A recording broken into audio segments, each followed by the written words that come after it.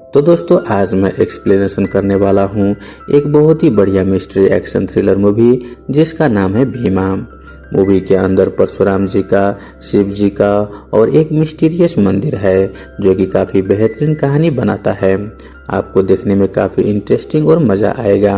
ये एक ऐसा सीक्रेट मंदिर है जिसके आसपास किसी का भी मौत होती है तो वह शिव जी से रिक्वेस्ट करके अपनी आत्मा को किसी के अंदर डाल सकता है, अपना काम पूरा कर सकता है, अधूरी इच्छा पूरी कर सकता है, लेकिन वो वैलिड होना चाहिए। तो क्या है इस मंदिर का राज, क्या होने वाला है इस जगह पर, इसको जानेंगे हम आज का इस वीडियो के अंदर।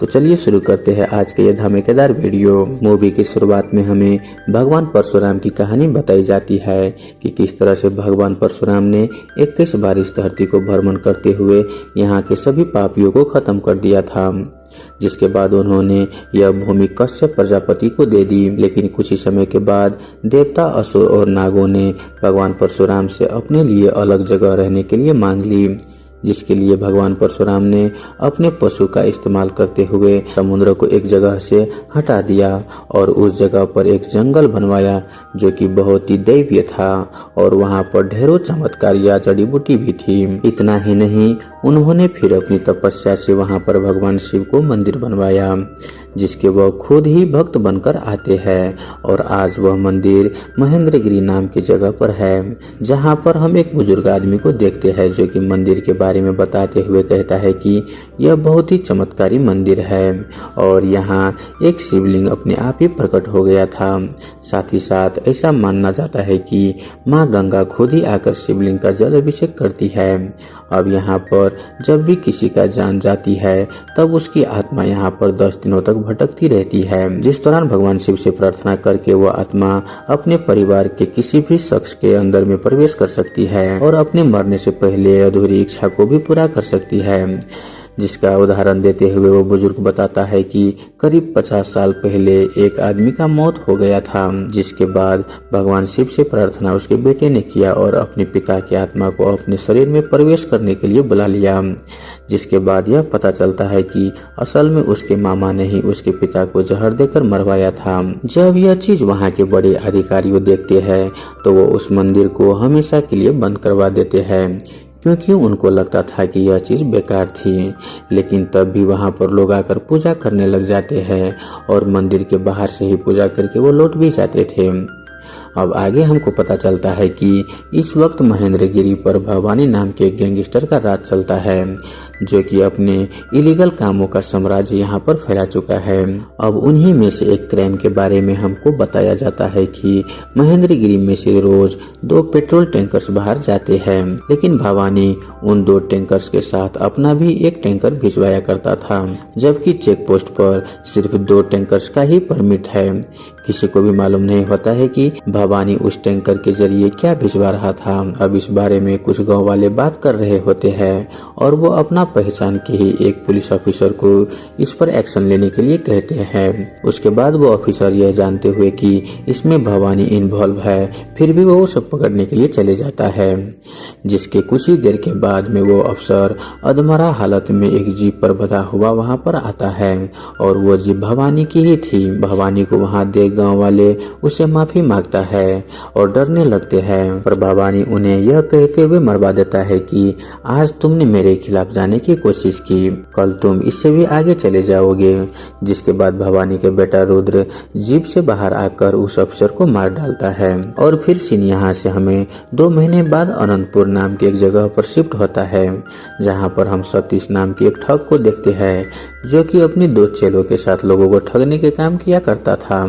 उसी दौरान जब सतीश अपने चेलों के साथ एक ऐसे आदमी के घर पहुंचता है जिसका बेटा कुछ दिन पहले ही खो गया था, लेकिन अब वो मिल चुका है। असल में उस आदमी ने अपने बेटे के खो जाने के बारे में न्यूज़पेपर में बताया हुआ था। सतीश उस आदमी से कहता है कि भले ही तुम्हारा बेटा मिल गया हो, लेकिन पिछले 4 दिन से बिना खाए पिए मैं और मेरा टीम पूरी तरह से उसे ढूंढ रही थी, तो तुम्हें कम से कम हमें 4 दिन के खर्चे तो देने ही चाहिए। जबकि सतीश को सुबह ही इस बात को पता चली थी कि यह लड़का खो गया था और वह न्यूज़पेपर पढ़ते ही पैसे मांगने के लिए आ जाते हैं, जिसके बाद उसे वहां पर पैसे भी मिल जाते हैं। लेकिन जिस आदमी ने यह खबर पेपर के अंदर पब्लिश करवाई थी, वह अगले दिन न्यूज़पेपर में यह पब्लिश करवा देता है कि मेरा बेटा मिल चुका है और प्लीज उसे कोई भी ढूंढने की कोशिश ना करे। तभी सतीश की नजर टीवी पर चल रही न्यूज पर जाती है, जहां पर महेंद्रगिरी से अनंतपुर आ रही एक बस का एक्सीडेंट हो गया था और उसमें ढेरों लोगों की जान चली गई, जिसके लिए वहां के मंत्री जी सभी खत्म हुए लोगों के परिवार वालों को 10 लाख दे रहे थे।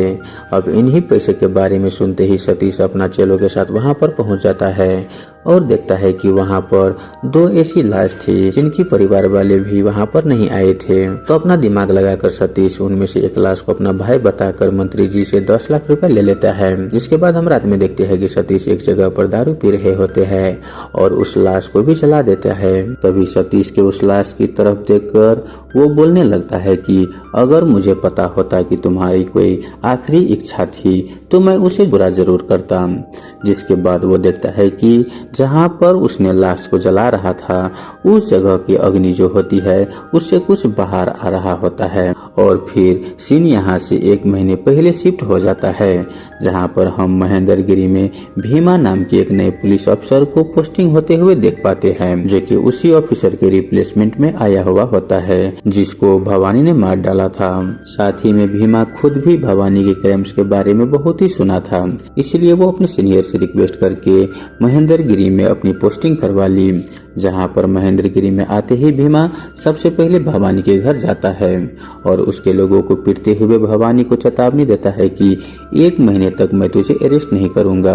अगर तूने अपने स्मगलिंग का काम बंद नहीं किया 1 महीने खत्म होते ही तुझे जेल में डाल दूंगा। जिसे सुनकर भवानी का भी बोलती बंद हो जाता है।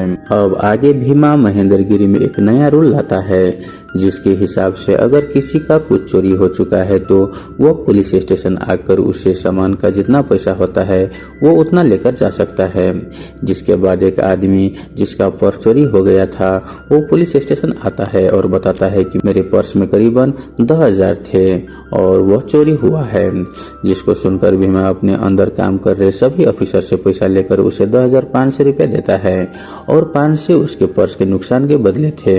और भीमा ने ऑफिसर से पैसा इसलिए लिए थे ताकि वह जान पाए कि पर्स ढूंढना उसका काम है और पर्स न मिलने पर या फिर कोई भी चीज चोरी होने पर तो उल्टा नुकसान उन्हीं का होने वाला था। जिसके बाद कुछ ही देर में सारे ऑफिसर्स उस पर्स के साथ बाकी लोगों की चुराई हुई चीजों को भी ढूंढ कर ले आते हैं। अब यहाँ पर सारे लोग भीमा को बहुत ही पसंद करने लगता है, क्योंकि वो लोग सोचते हैं कि एटलीस्ट कोई तो ईमानदार और दबंग पुलिस ऑफिसर यहाँ पर आ चुका है।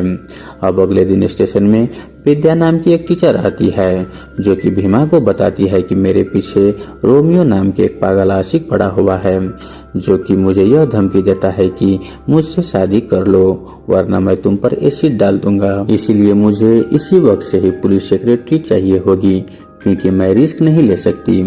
अब भीमा विद्या को देखते ही उन पर सीधा फ्लैट हो जाता है और वह खुद उसे पर्सनल सिक्योरिटी देने का फैसला कर लेता है। जिसके बाद वो उसे अपनी बाइक से स्कूल छोड़ने जाता है, जहां उसको पता चलता है कि विद्या असल में बोटनी में पीएचडी का स्टूडेंट है और वो पार्ट टाइम टीचर का भी काम करती है। आगे भीमा रोमियो को पकड़ लेता है और उसे पता चलता है कि रोमियो असल में एसिड नहीं बल्कि सोडा का बोतल लेकर विद्या को डरा रहा था ताकि वो उससे शादी कर ले। भीमा फिर रोमियो के फोन से विद्या को मैसेज करता है कि मैं तुम पर आज एसिड डालने वाला हूँ, जिसको पढ़ते ही विद्या डर जाती है और वो भीमा को अपने हॉस्टल बुला लेती है, जिससे कि भीमा का बनाया हुआ प्लान सक्सेसफुल हो गया था ताकि वो उसके करीब रह पाए। अब वहाँ हॉस्टल में विद्या भीमा के अच्छे नेचर और लड़कियों की तरफ उसके सम्मान को लेकर काफी इम्प्रेस्ड हो जाती है और उसे वह भी पसंद करने लगती है। जिसके बाद दोनों एक साथ काफी समय बिताने लगते हैं और एक दूसरे से कह देता है कि वो एक दूसरे से प्यार करते हैं। उसी दौरान हम महेंद्रगिरी में एक बड़े आयुर्वेद गुरु रविंद्र वर्मा के बारे में जान पाते हैं, जिनके यहाँ विद्या जाया करती थी और वो उन्हें अपने पिता जैसे मना करती है। हम आगे यह नोटिस करते हैं कि रविंद्र के पास एक ऐसा दुर्लभ पौधा है जिसके अंदर किसी भी मरे हुए इंसान तक को जीवित करने की शक्ति थी और हमें ऐसा लग रहा होता है कि जैसे ये संजीवनी बूटी हो। अब एक दिन जब भीमा अपनी बाइक से कहीं जा रहा होता है तब वो गांव के उसी शिव मंदिर के आगे रुक जाता है जिसे 50 सालों से बंद करके रखा गया था। अब उसी वक्त वहां बैठा हुआ एक अघोरी भीमा के पास आता है और उसके सर पर हाथ रखकर यह कहता है कि मुझे तुम्हारा ही इंतजार था। अब आगे उस रात भीमा के चेक पोस्ट पर होने की वजह से भवानी का वो टैंकर चेक पोस्ट पार नहीं कर पाता, जिसके कुछ ही देर के बाद एक खबर आती है कि एक टैंकर का बीच रास्ते में ही एक्सीडेंट हो गया है, जो कि वही भवानी का टैंकर होता है। और जब भीमा ऑफिसर्स के साथ उस टैंकर के पास जाता है और उसकी चेकिंग करवाता है तो उसे टैंकर के अंदर ढेरों सारे छोटे छोटे बच्चे दिखाई देता है जिसकी भवानी तस्करी करने का कोशिश कर रहा था, यानी कि अब तक वो यही करता आ रहा था और यह बात भवानी को भी कहीं न कहीं मालूम चल गया था। अब यहाँ पर भवानी को जैसे ही मालूम चलता है कि भीमा ने उसके टैंकर को पकड़ लिया है तभी वो भीमा को मारने के लिए अपने खास आदमी तांडवा को भेजता है और तांडवा ही इस तस्करी को काम को हैंडल किया करता था। भीमा फिर किसी तरह से वहाँ पर सारे बच्चों को भेज देता है, लेकिन तब तक तांडवा के आदमी वहाँ पर पहुँच गए थे जिन्हें भीमा बहुत ही अच्छे तरह से तोड़ना शुरू कर देता है और वो लोग समझ जाते हैं कि वो भीमा को इस तरह से मार नहीं पाएंगे, जिसके बाद वो लोग बड़े ही चालाकी से भीमा के शरीर में फिशिंग हुक्स को मार देता है जिसके ऊपर उन्होंने पहले से ही जहर लगाया हुआ था, जिससे कुछ ही देर में भीमा वहीं पर बेहोश हो जाता है। जिसके बाद तांडवा के लोग उसे समुद्र में फेंक देते हैं और यहीं से सीन भीमा के जुड़वा भाई रामा पर शिफ्ट होता है, जो कि बिल्कुल भीमा की तरह ही दिखता था, लेकिन वह भीमा से पूरा ही अलग था। रामा एक गुरुकुल में रहता है और वह भगवान शिव का बहुत ही बड़ा भक्त है, जिसका पूरा दिन धर्म के बारे में सीखने और सिखाने में चला जाता था। और इसके बाद हमें फ्लैशबैक के जरिए भीमा और रामा के अलग होने की कहानी को दिखाई जाता है, जहां पर हम देखते हैं कि दोनों मंदिर के महंत के बेटे थे। जहां पर रामा एक आज्ञाकारी बेटा जैसा था, वही भीमा की संगति थोड़ी सी खराब थी। अब एक दिन यह होता है कि हवलदार भीमा को जुआ खेलते हुए देख लेता है और भीमा वहां से भाग जाता है, जिसके बाद वह हवलदार रामा को भीमा समझकर अरेस्ट कर लेता है। कुछ ही देर के बाद भीमा के पिता भीमा को लेकर पुलिस स्टेशन आता है और उनको बताता है कि जुआ भीमा खेल रहा था, ना कि रामा।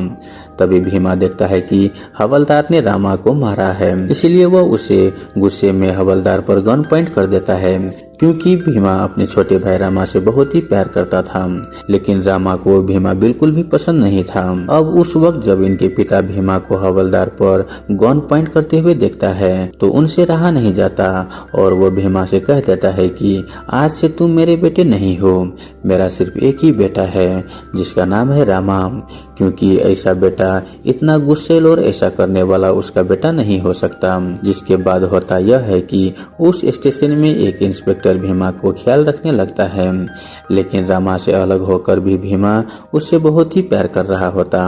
अब प्रेजेंट के टाइम में हम देखते हैं कि परी नाम की एक लड़की रामा से बहुत ही प्यार कर रहा होती है और वो उससे शादी करना चाहती है, लेकिन रामा इतना भोला होता है कि ना तो वो हाँ बोलता है ना ही वो ना बोलता है। परी के पिता नहीं चाहता है कि परी रामा से शादी करे, इसलिए वह रामा के साथ भागकर शादी करने का फैसला करती है। तभी आगे हम वहाँ पर सतीश को दिखाया जाता है, जो कि परी और रामा को जाकर कहता है कि मैं तुम्हारा बचपन का दोस्त सतीश हूँ। और वैसे ही बचपन में परी और रामा का भी सतीश नाम का एक दोस्त था। अब इसलिए परी और रामा इस सतीश को अपने ही बचपन के दोस्त मान लेते हैं और सतीश फिर दोनों से बोलता है कि मैं तुम दोनों का शादी करवाने में हेल्प करूंगा, क्योंकि उस वक्त तक रामा परी को चाहने लगता है। अब सतीश रामा और परी को घर से भगाने में हेल्प करता है और उन्हें महेंद्रगिरी लेकर जाने लगता है। अब यहाँ पर हम जानते हैं कि रामा को मालूम चल जाता है कि सतीश एक ठग है और वो उनका बचपन का दोस्त नहीं है। अब सतीश फिर रामा को बताता है कि वो यहाँ पर आखिर क्यों आया है, जिसके बाद कहानी 9 दिन पहले शिफ्ट होता है। तो 9 दिन पहले हम देखते हैं कि भीमा को समुद्र में फेंकने के बाद उसे कुछ मछुआरों ने बचा लिया था, जिसके बाद भीमा फैसला करता लगता है कि वह भवानी और उसके लोगों को नहीं छोड़ेगा, जिसके लिए वो सबसे पहले रुद्रा को मारता है और उसका अगला शिकार भवानी और तांडवा होता है। पर तभी विद्या को इस बात को मालूम चलता है कि रविंद्र वैसा आदमी नहीं है जैसा वो उनको समझ रही थी। रविंद्र ने असल में भगवान शिव का वो मंदिर खुलवा लिया और इसकी आड़ में वो छोटे छोटे बच्चों पर अपने दवाइयों को प्रयोग करता है। उसका मकसद संजीवनी बूटी बनाना है और इसी चीज में भवानी उसका साथ दे रहा था।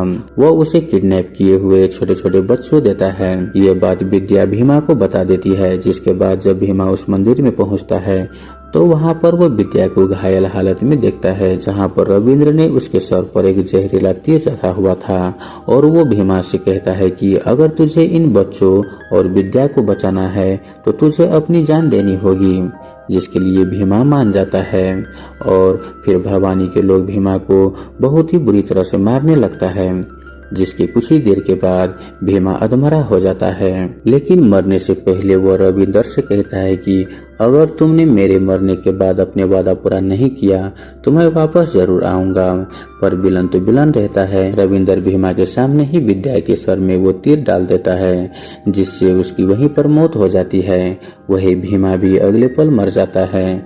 जिसके बाद भवानी के लोग दोनों लाशों को ठिकाने लगाने के लिए जगह ढूंढ रहे होते हैं और तभी उन्हें वो एक्सीडेंट हुई बस मिलता है और वो उसी बसों में दोनों लाश को फेंक देता है। अब हमें मालूम चलता है कि जब सतीश ने एक्सीडेंट में मरे हुए 2 लाशों को देखा था जिसका परिवार नहीं आया था और जिसे वो मंत्री से पैसे लेने के लिए अपना भाई बताया था, यह लाश और कोई नहीं बल्कि भीमा का ही होता है। उस रात भीमा की आत्मा ने सतीश को अपनी पूरी कहानी बताई थी। जब आग में से कुछ निकला था तो वो कुछ और नहीं बल्कि वो यहाँ पर आत्मा थी, वो भी भीमा की। अब भीमा की आत्मा उसे कहता है कि मुझे रविंदर और भवानी से अपना बदला लेना है और उन बच्चों का भी बचाना है, इसलिए मुझे अपने परिवार के किसी एक सदस्य की जरूरत पड़ेगी। और यही चीज हमें मूवी की शुरुआत में बताई गई थी कि इस मंदिर के अंदर यही खास चीज थी। अगर कोई आत्मा रिक्वेस्ट करता है तो यहाँ पर उसको 10 दिन का टाइम मिलता है। इसी वजह से भीमा की आत्मा ने सतीश को रामा के पास भेजा था ताकि रामा उस शिव मंदिर में आए, और अगर रामा वहाँ पर आकर अपना गले में पहना हुआ रुद्राक्ष तोड़ देता है और भीमा को बुलाता है, तब भीमा की आत्मा उसके शरीर में प्रवेश कर जाएगी और फिर भीमा अपना बदला ले सकता है। अब ये सभी बातें सतीश रामा को बताता है, लेकिन इससे पहले कि रामा कुछ करता, भवानी के लोग वहां पर आकर सभी लोगों को रविंद्र के कहने पर उसी मंदिर के अंदर लेकर जाते हैं, क्योंकि भवानी और रविंद्र को रामा को देखकर ऐसा लग रहा था कि भीमा जिंदा है। लेकिन जब रविंद्र सामने से रामा को देखता है तो वो समझ जाता है कि यह भीमा का जुड़वा भाई है। रविंद्र फिर रामा के सामने ही बच्चों पर प्रयोग करना शुरू कर देता है और रामा बेबस होकर कुछ नहीं कर पा रहा होता। जिसके बाद परी उससे आकर कहती है कि तुम्हें भीमा को बुलाना ही पड़ेगा, वरना यह सब पापी सभी बच्चों को मार डालेंगे। अब यहाँ पर रामा जिंदगी में पहली बार भीमा को अपने भाई कहकर बुलाता है और अपना रुद्राक्ष तोड़कर भीमा की आत्मा को आने के लिए कहता है। जिसके बाद भीमा की आत्मा रामा में आ जाती है। इससे रामा में बहुत सारी शक्तियां भी आ गई थी। रामा फिर एक एक करके सभी को मारते हुए रविंद्र तक पहुंच जाता है, लेकिन जैसे ही वो रविंद्र को मारने वाला था तभी वो अपने चारों तरफ एक सुरक्षा कवच बना लेता है, जिससे कि आत्मा उसके आर पार नहीं जा सकता था। तभी हमको मालूम चलता है कि रविंद्र इन शक्तियों को पाने के लिए काला जादू भी किया करता था और उसका मकसद यही है कि वो भगवान बन जाए। लेकिन तभी हम रामा के पीछे भगवान परशुराम की परछाइयों को देख पाते हैं, यानी कि छोटे छोटे बच्चों को बचाने के लिए और अधर्म को मिटाने के लिए स्वयं परशुराम जी आज भी यहाँ पर जंगल में मौजूद है और ये कोई कहानी नहीं है। और तभी उनके आशीर्वाद से रामा एक परशु लेकर सभी को काटते हुए आगे बढ़ता है। जिसके बाद हम देखते हैं कि रविंद्र की शक्तियां भी उसे रोक नहीं पाती और वह रविंद्र के हाथों को काट डालता है और वो रविंद्र को बिल्कुल वैसे ही तीर घुसाकर मारता है जैसे कि उसने विद्या को मारा था। अब यहाँ से सीन कट हो जाता है और हम देखते हैं कि उसने सबको बचा लिया।